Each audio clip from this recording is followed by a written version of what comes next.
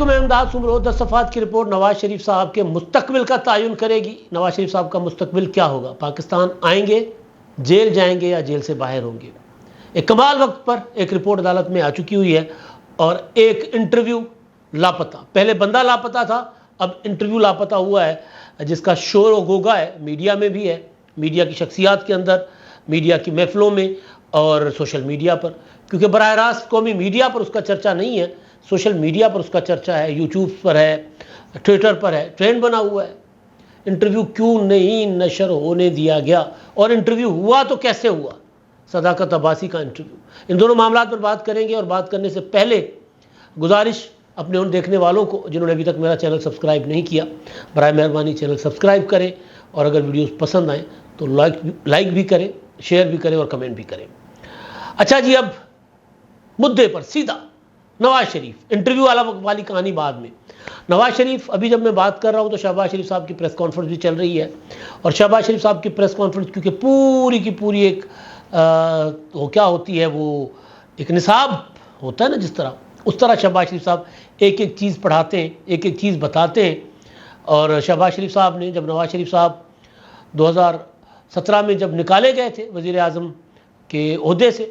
نااہل کیے گئے تھے، تو پھر نواز شریف صاحب نے ووٹ کو عزت دو کی تحریک چلائی تھی 2017 میں، جب وزیر اعظم کے عہدے سے نکالے گئے،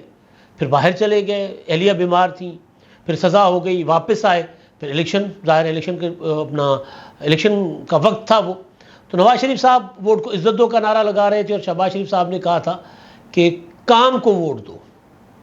تو وہ شہباز شریف صاحب کا ایک اپنا انداز ہے، اپنا طریقہ ہے، لیکن ٹارگٹ وہ والا اچیو کرتے ہیں جو نواز شریف صاحب کا ہوتا ہے،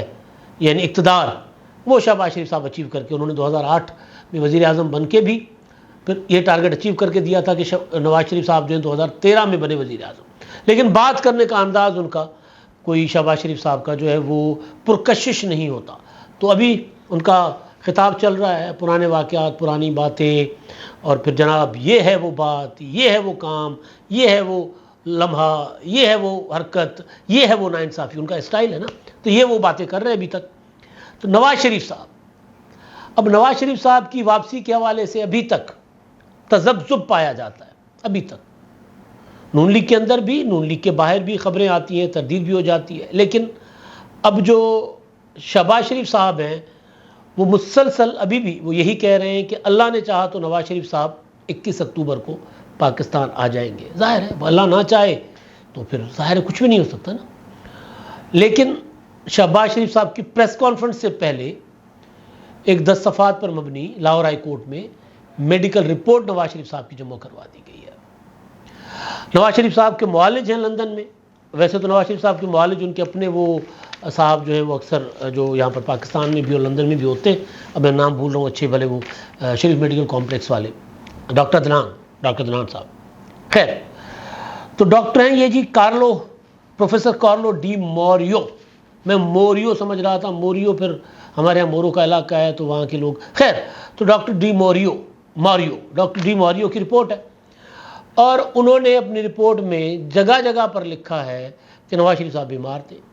نواز شریف صاحب کا میں علاج کرتا رہا، نواز شریف کو دل کا عارضہ، نواز شریف کو کرونا کا مسئلہ تھا، اور نواز شریف پاکستان آنا چاہتے تھے، ہم نے ان کو روکا تھا کہ پاکستان نہ جائیں۔ اور اچھا یہ تو ہے نا عدالت کا کہ کاغذات کا پیٹ بھرنا، کیونکہ 4 ہفتوں کی اجازت دی تھی نا عدالت نے نواز شریف صاحب کو نومبر 2019 میں، تو 4 ہفتے 4 سالوں میں بدل گئے۔ اب یہ 4 سال کیوں لگے نواز شریف صاحب کو واپس آنے میں؟ جب وہ آئیں گے اور عدالت کے سامنے جب سرنڈر کریں گے اور پھر اپنی اپیل جو ہے اس کو چلوانے کے لیے وہ اپنا درخواست ڈالیں گے کہ جی میری اپیل پڑی ہوئی ہے جو آپ نے سائڈ پہ کر دی تھی کہ کیونکہ میں موجود نہیں ہوں، میں جب آؤں گا تو پھر میری اپیل چلے گی، تو میں آ گیا ہوں جناب، تو عدالت تو پوچھے گی کہ جناب آپ کو تو 4 ہفتوں کی اجازت دی تھی، یہ 4 سال کیوں لگا دیے آپ نے؟ تو اس سے پہلے کہ جی وہ 4 ہفتے جو ہے وہ 4 سال میں بدلنے کا حساب کتاب نواز شریف صاحب سے زبانی مانگا جائے، انہوں نے 10 صفحات کی رپورٹ جو ہے وہ لاہور ہائی کورٹ میں جمع کروا دی، اور پھر لاہور ہائی کورٹ کہے گا کہ جی بالکل ٹھیک ہے، یہ رپورٹ اوکے ہے، ہم مطمئن ہیں، میاں صاحب بیمار تھے، ان کا علاج چل رہا تھا۔ پھر اسلام آباد ہائی کورٹ، کیونکہ اجازت لاہور ہائی کورٹ سے ملی تھی، تو پھر اسلام آباد ہائی کورٹ میں جو اپیلیں ہیں نواز شریف صاحب کی وہ چل پڑیں گی۔ ایک تو اس کی ریزن یہ ہے کہ عدالت کا پیٹ بھرنا ہے۔ عدالت کا یعنی عدالت کا پیٹ وہ والا نہیں بھائی، کوئی غلط نہ سمجھے، عدالتی کارروائی کا پیٹ بھرنا۔ اور اس طرح مفصل رپورٹ پہلے بھی ایک دو بار آئی ہے، لیکن اب ظاہر ہے جس وقت پر آئی ہے وہ وقت کو اس وقت کی وجہ سے دو انومان، دو خدشات، دو وسوسے، دو وہمات، دلیل وہ سرائکی والا میرا جی دلیلاں دے بات میں، یعنی جو ہوتے ہیں خدشات، دو خدشات، ایک یہ کہ جی نواز شریف صاحب شاید نہیں آ رہے، دوسرا یہ کہ وہ آ کر پھر کیا کریں گے، دوبارہ ہسپتال چلے جائیں گے، متحرک پالیٹکس نہیں کریں گے۔ یہ نا کہ جو بیمار ہیں ڈاکٹر لکھ رہے ہیں کہ جی ابھی بھی ان کو، یعنی ایک حصہ رپورٹ کا دو حصے ہیں نا، ایک حصہ رپورٹ کا ہے نواز شریف صاحب کیوں نہیں آئے تھے، ایک حصہ ہے کہ اب آگے نواز شریف صاحب کو میڈیکلی کن چیزوں کی ضرورت ہے۔ تو جو آگے والا ہے اس پر میں آتا ہوں، جو نہ آنے والا، ابھی تک نہ آنے والا، وہ تو میں نے آپ کو بتا دیا کہ عدالت کو بتایا جائے گا کہ جناب یہ ڈاکٹروں نے اجازت نہیں دی تھی۔ وہ جو اکثر مسلم لیگ نون کے لوگ، مریم نواز صاحب، شہباز شریف صاحب یہ کہتے رہے کہ جی وہ ڈاکٹر اجازت دیں گے تو آئیں گے۔ اب اصل ڈاکٹروں نے تو اجازت دے دی ہے نا، اصل ڈاکٹر تو پنڈی والے تھے، انہوں نے اجازت دے دی ہے، پنڈی کے ڈاکٹر نے اجازت دے دی ہے، تو لندن کے ڈاکٹر کی اجازت صرف عدالت کے لیے، عدالت میں جمع ہو جائے گی۔ لیکن پھر اگلا حصہ جو رپورٹ کا ہے وہ جو میں کہہ رہا ہوں نا، دو خدشات، ایک یہ کہ جی آئیں گے یا نہیں آئیں گے پہلے حصے کے مطابق، اور دوسرا حصہ ہے کہ جی ابھی بھی ڈاکٹروں کی اپنا نگرانی کی، آبزرویشن کی ضرورت ہے، ابھی بھی ان کو چیک اپ کی ضرورت ہے، ابھی بھی وہ ٹھیک نہیں ہے، ابھی بھی ان کے دل کے مسائل ہیں، ابھی بھی انزائٹی ہے ان کو، ابھی بھی ان کا دل مکمل فٹ نہیں ہے۔ تو وہ جو ڈاکٹر ماریو صاحب جو باتیں کر رہے ہیں، جو رپورٹ میں لکھ رہے ہیں،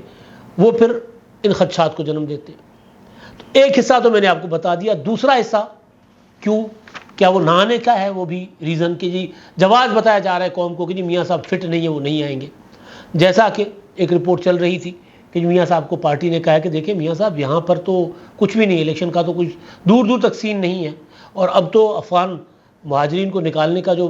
سلسلہ شروع ہوا ہے، اب گرفتاریاں بھی ہو گئی ہیں، تو اس سے لگ کر تو یہی اس کو دیکھ کر تو یہی لگتا ہے کہ کسی کا ارادہ نہیں ہے الیکشن کروانے کا۔ نہ پولیٹیکل پارٹیز آپ دیکھ رہے ہیں کوئی اس طرح کی ایکٹیویٹیز، ابھی تھوڑی سی ایکٹیویٹیز ہو رہی ہیں لیکن اس طرح ایکٹیویٹیز نہیں ہیں، اگلے کسی ولاگ میں اس پر ڈسکس کریں گے ڈیٹیل میں۔ تو اگلا حصہ جو رپورٹ کا ہے کہ جی ابھی بھی نواز شریف صاحب کو ضرورت ہے ڈاکٹروں کی مانیٹرنگ کی، نگرانی کی، آبزرویشن میں رکھنے کی،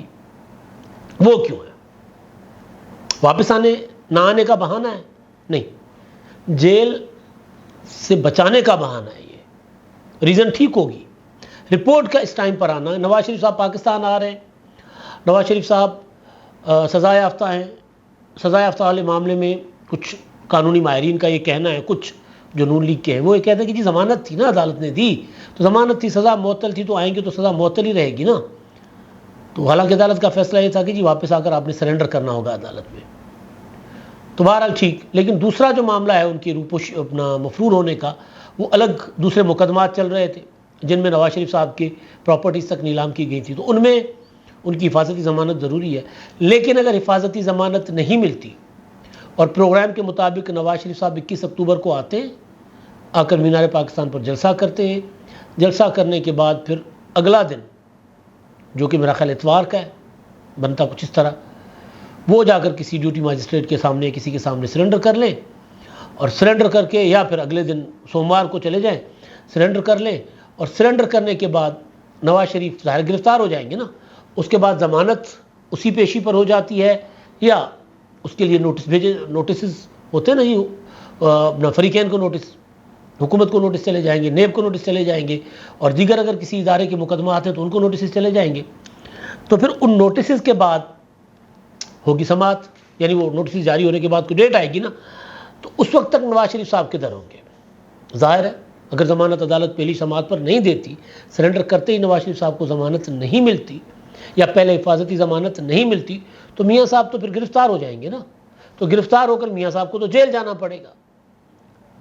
تو جیل سے بچنے کے لیے یہ دوسرا حصہ ہے، وہ جو ڈاکٹر کارلو ڈی ماریو نے لکھا ہے کہ جی وہ ان کو ابھی بھی نگہداشت کی ضرورت ہے، ابھی بھی ڈاکٹروں کی نگرانی کی ضرورت، ابھی بھی ان کے پاس ایک آدھ ڈاکٹر موجود ہونا چاہیے، تو پھر یہ ہوگا کہ جی نواز شریف صاحب کو حراست میں لے لیا جائے گا، سرنڈر کریں گے، لیکن عدالت میں استدعا کی جائے گی کہ دیکھیں جی وہ بیمار ہیں، آئین اور قانون کے پابند ہیں، وہ آئے ہیں پاکستان سرنڈر کرنے، بھاگے نہیں ہیں وہ۔ پہلے بھی جب ان کو سزا سنائی گئی تھی تو بیٹی کے ساتھ آ کر انہوں نے گرفتاری دی تھی، بھاگے نہیں تھے، آئین اور قانون کے پابند ہیں، آپ کی اجازت سے گئے تھے، واپس آ گئے۔ یہ لیں جی نواز شریف صاحب ہیں، لیکن ان کی صحت ٹھیک نہیں ہے، تو مہربانی کیجیے گا جناب مائی لارڈ، نواز شریف صاحب کو جیل کے بجائے ہسپتال منتقل کیا جائے۔ تو یہ جو دوسرا حصہ ہے لیٹر کا کہ ابھی بھی وہ مکمل صحت یاب نہیں ہے، ابھی بھی ان کے دل کے مسائل ہیں، تو ابھی بھی ان کو ڈاکٹروں کی نگرانی کی ضرورت ہے، آبزرویشن میں رہنے کی ضرورت ہے، تو یہ اس کے لیے ہے تاکہ کوئی کسی قسم کا کوئی گنجائش نہ بچے باقی میاں نواز شریف صاحب کو جیل جانے کے لیے، ساری گنجائشیں ختم کرے تاکہ ہسپتال میں۔ ایک تو یہ معاملہ، اب ظاہر ہے نواز شریف صاحب سابق وزیر اعظم ہیں، ان کی طبیعت صحت جنرلی کوئی ٹھیک نہیں تھی، اور اب جب ڈاکٹر کہہ رہے ہیں تو جب ڈاکٹر لکھ کر دے دیں تو اس کے بعد بات ختم ہو جاتی ہے، اس کے بعد کسی قسم کا کوئی آرگومنٹ نہیں ہونا چاہیے۔ میں نے آپ کو صرف ایک بندوبست کا ذکر کیا ہے کہ بندوبست اس لیے ہو رہا ہے، اس کا مطلب یہ نہیں ہے رپورٹ کا سامنے آنے کا کہ نواز شریف صاحب واپس نہیں آنا چاہتے، واپس آنا چاہتے ہیں۔ عدالت کو بتایا جا رہا ہے کہ جی ہم 4 سال کیوں غائب تھے، اور عدالت کو کہا جا رہا ہے کہ بیمار ہیں، ہسپتال بھیجا جائے اگر گرفتاری مقصد ہو تو، یہ معاملہ۔ اچھا، دوسرا صداقت عباسی صاحب، مسلم پی ٹی آئی کے بہت بڑے جو کیا ہوتے ہیں جوشیلے اور جذباتی، یعنی یہ گروپ تھا نا پورا کا پورا، مراد سعید، شہریار آفریدی، قاسم سوری، یہاں پر اپنا فیاض الحسن چوہان، پھر اسی طرح صداقت عباسی، پھر اسی طرح علی اوان، یہ وہ نوجوانوں کا گروپ تھا جو بہت زیادہ اچھل کر مخالفین پر حملے کرتے تھے۔ ان کے متعلق خبر کل سے مارکیٹ میں پرسوں سے گردش کر رہی تھی، جب کامران شاہد نے انٹرویو کیا تھا عثمان ڈار کا، تو خبر یہ تھی کہ جس صداقت عباسی صاحب جو ہیں وہ بھی ایک انٹرویو دے کر منظر عام پر آنے لگے ہیں۔ اچھا، اب وہ کیونکہ میڈیا تو باہر کی خبریں لے کر آتا ہے، تو میڈیا کی کسی ہاؤس میں اگر خبر آ جائے تو باہر کیسے نہیں جا سکتی تھی، تو چلی گئی باہر۔ ڈان کے عادل شاہ زیب صاحب نے ان کا انٹرویو کیا خبروں کے مطابق، رپورٹوں کے مطابق، اور اس انٹرویو کو روک دیا گیا۔ کسی نے ایک انون شخصیت ہے، انہوں نے ایک ٹویٹ کیا کہ یہ انٹرویو اس لیے روکا گیا کہ انٹرویو کروایا گیا ہے،